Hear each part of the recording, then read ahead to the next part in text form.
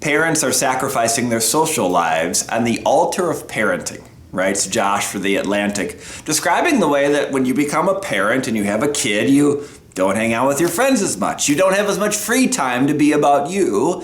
And he used language that was religious, sacrificing on an altar.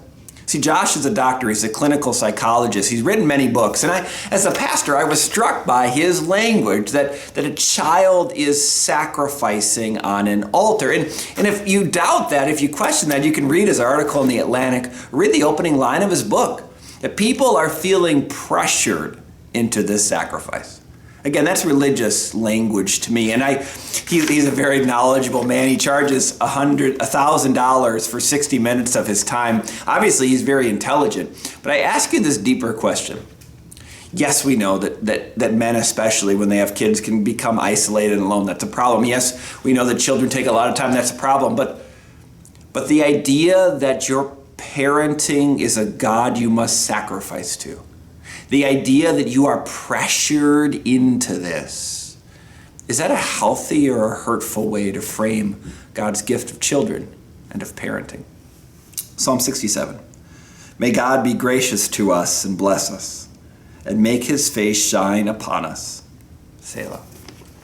God's graciousness has me look at things differently, not something to sacrifice to or be pressured to, but to say, Lord, thank you for this blessing of children. Thank you for the blessing of raising these children and caring for them and praying for them.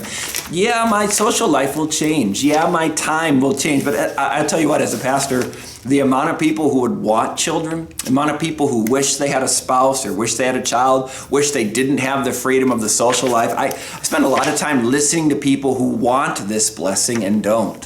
So forgive me that I don't have the clinical psychology degree to say pressure, sacrifice, altar.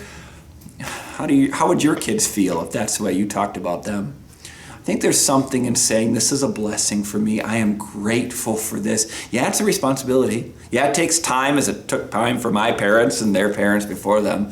But what a thing to be. God's graciousness is worthy of my praise, not my critique. God's graciousness is worthy of my song, not my cynicism. God's graciousness is worthy of everything he's done to me, especially the gift of children. It does reorient my life, but not for my sacrifice, for his gifts of salvation in Jesus Christ.